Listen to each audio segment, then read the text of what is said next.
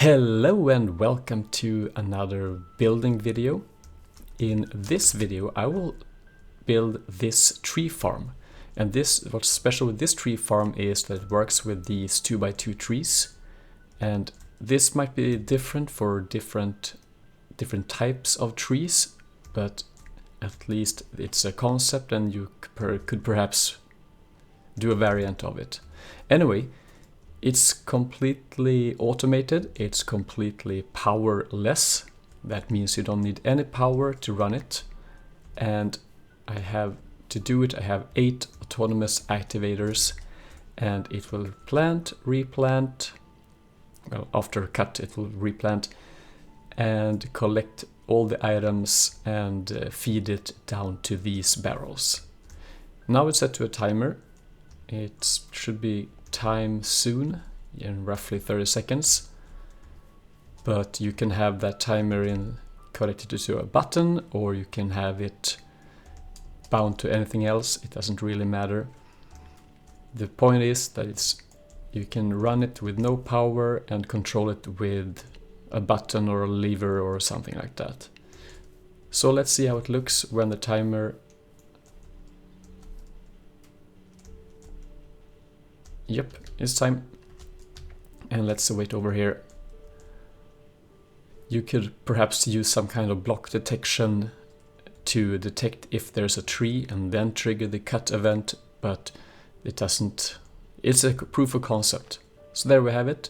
Cut down the entire tree, collect all the items, or almost all. Some will be lost, but since you get so much from this, it should be fine anyway.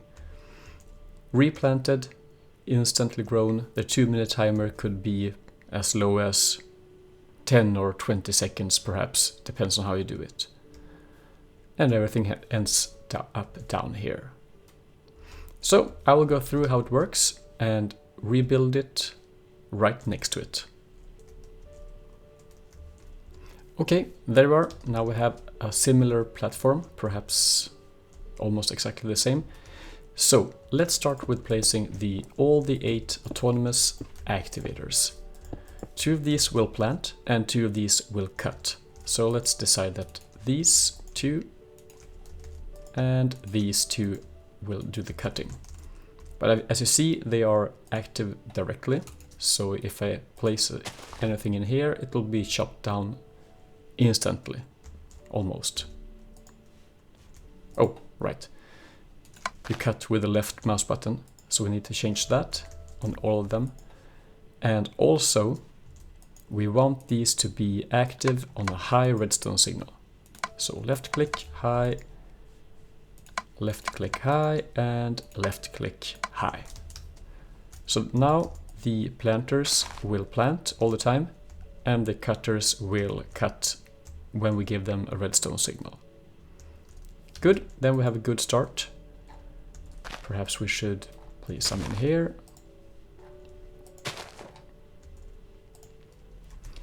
Now, I don't want to fill these entirely with saplings, so you could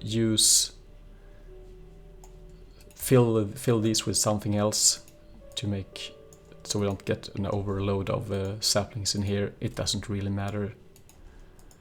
However, one of them, let's decide that this one will do some bone mealing instead. That's the only thing I have to run it.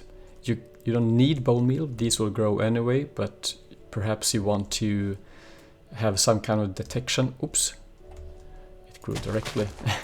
They're quite quick to grow, these. These are the first saplings from Extra Biomes XL. So, where are we? Here we are. You don't need bone meal, you can do it without it. Now it used bone meal, you can see they used 2 of them, but it's not needed. But then you have to change the timer into something else or detect it somewhere else. Regardless, this is a proof of concept, so you can do it exactly how you want it. Next, let's see if we can put some timers in place. Over there I have all these circuits below, but for demonstration I will have them up here. So let's see, this is the bone meal, and we will use that to close everything. So let's see, we can have a timer here and a state cell. Let's see if we can rotate it. Is that correct? Yeah. So I want it for like 3 seconds. So now if we have it to 5 seconds, that means every 5 seconds there will be a 3-second pulse. Now I will perhaps want to have it in 1.5 minutes or so. Good. And when we receive that pulse, we want to activate these. So let's use these insulated redstone conduits from Ender.io. Like that, and then we'll have to connect it. Oh, wrong tool. Like that. So these two will cut, and we'll also want this side to cut. I can continue the other way around, perhaps here. And I don't want to control the planters, and we continue like so. So here we have the axis, all of them will chop at once, because these trees work like so that you have one, if you use a lumber axe, then you will cut only one of the 4 columns, so to say, and that's different for different trees. So let's make sure that this works. End time. While we wait, we can look at the next part. In my design, I want to have the bone meal as a reagent, or as fuel if you want. And that also means that, let's see now, chop.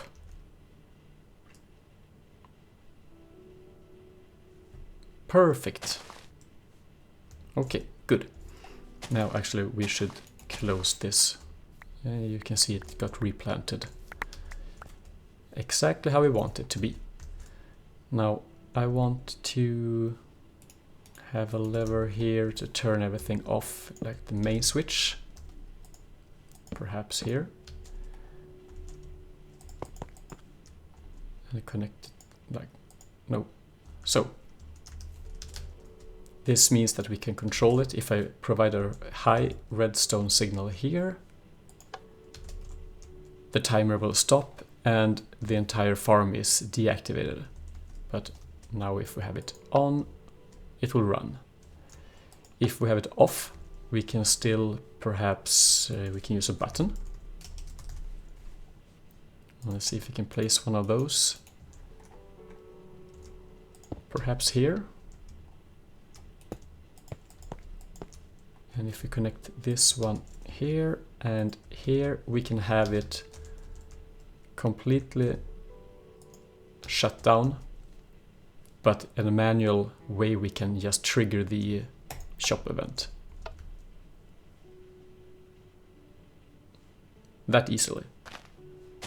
Okay, good. That's good for testing, and you can, yeah, let the ideas flow.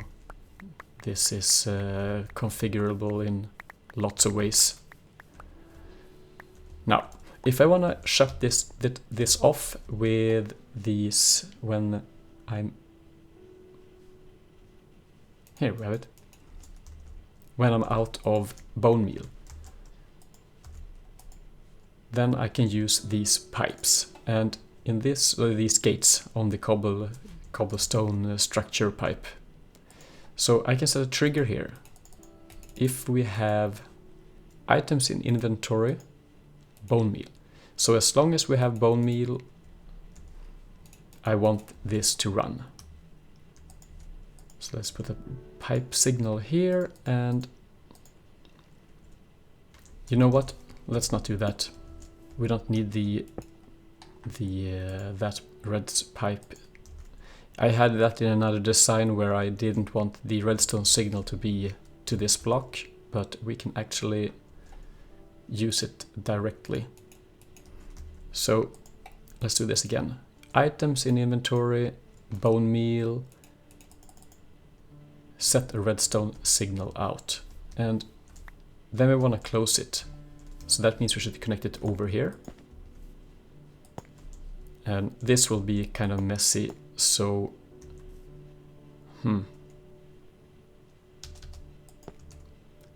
okay, this is why I had it all the cabling below before. So when you build this, if you build this, put all wiring beneath, because all the saplings and wood will get stuck. But for demonstration purposes, this is perfect. So if you turn this on, have the farm running, you can see the timer is... Oh, was it on perhaps? Did I shut it already? Oh. So we can't detect the absence of it, but we can perhaps place a NOT gate here, because that's how we want it. So if we have a redstone signal, it means we should, as long as we have bone meal, we have a redstone signal. And that means we should have a NOT gate.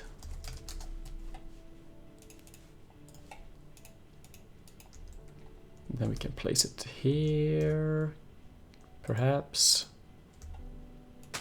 Can I?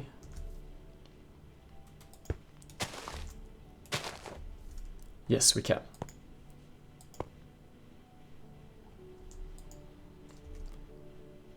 So in here we can invert the signal and out, disconnect up here and connect down here.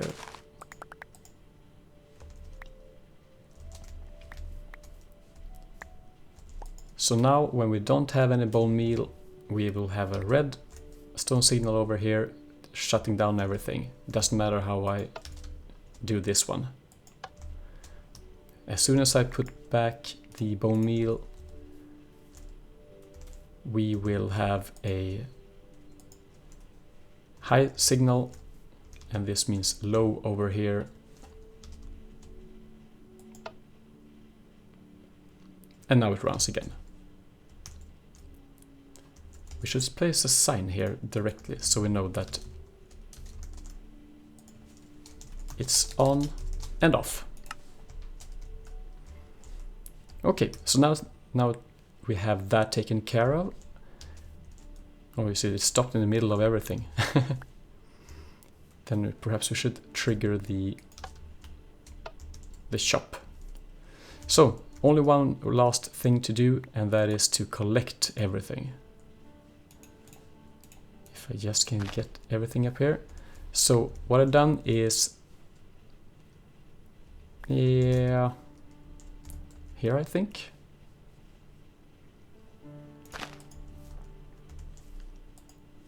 Something like this. And then we place a vacuum hopper on top. And I don't understand why it's not connect. Yeah, right, we need to connect it. And then we can drop it down to the pipes. And let me do this in 4 places.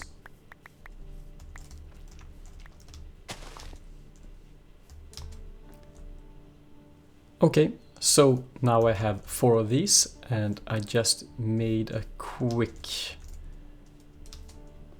replacement of these things. So nothing has changed, I just draw them differently. As I said before, you really should have these on the bottom side to prevent items from getting stuck and so on. This one is flying crazily over everywhere. So we also have, oops, wrong one.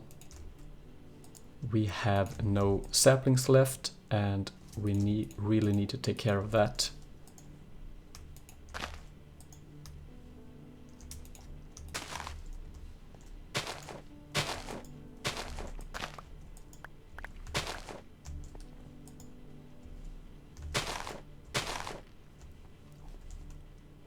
Okay, so that's the final part of the build. It's where we feed all the saplings back to the system, and we will use normal gates to do this.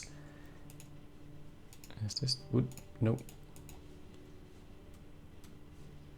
Okay, so let's go down here and find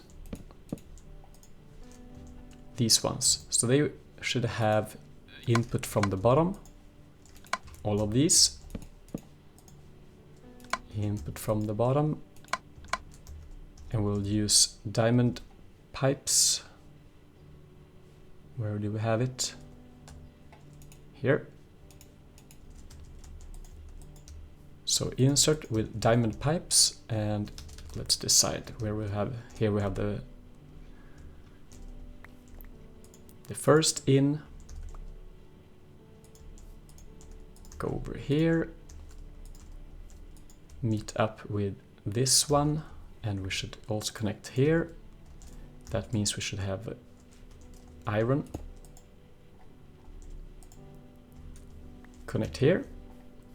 And then from the next corner as well, we can connect all of them together right here and send up to the diamond pipe. And we should use a plug so we can go down again.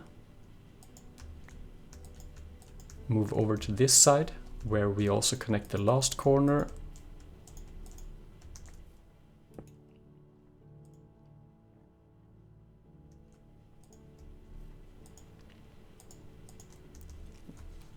Easy to get to lose control, it'll lose track of where you are, but this is the output. So, first corner, go over here, meet the second corner, join these, get the input from the third corner as well, go up, if I have it correctly configured.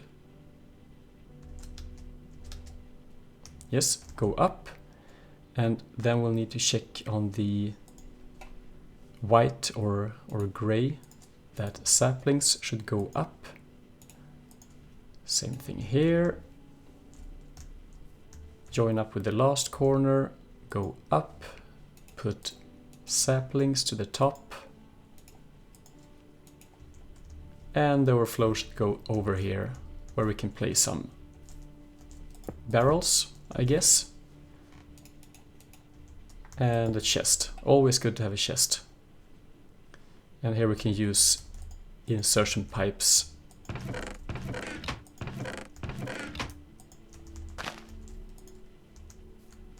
There we are.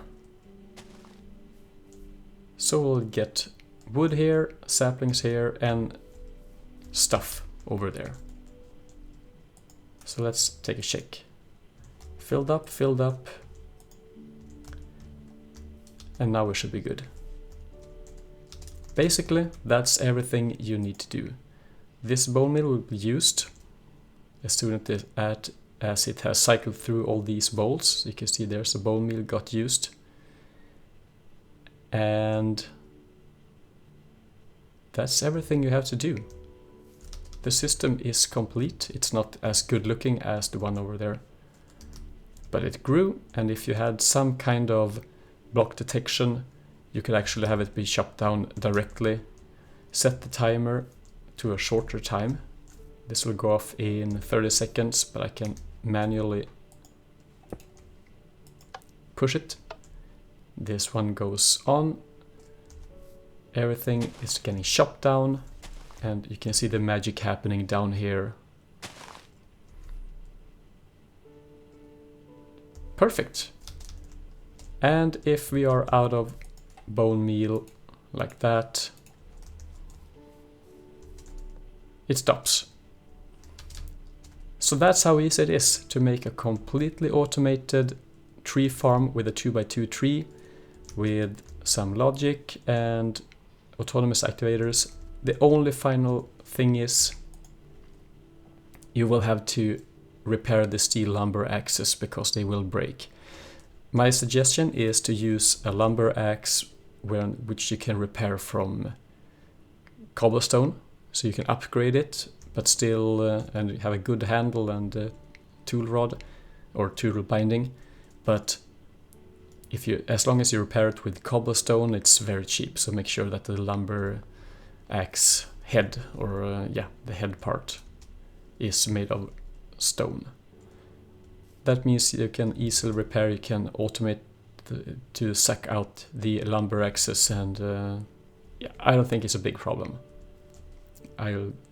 You'll probably figure something out. If you go for this, if you implement it or try a different approach, please send me pictures or a video, and I would love to take a look at it. So that's everything for this video. I hope you liked it and understood everything. If not, feel free to ask me, and I will try to explain with my best knowledge and skill. Alright, thanks for watching. Have a good one. Bye bye.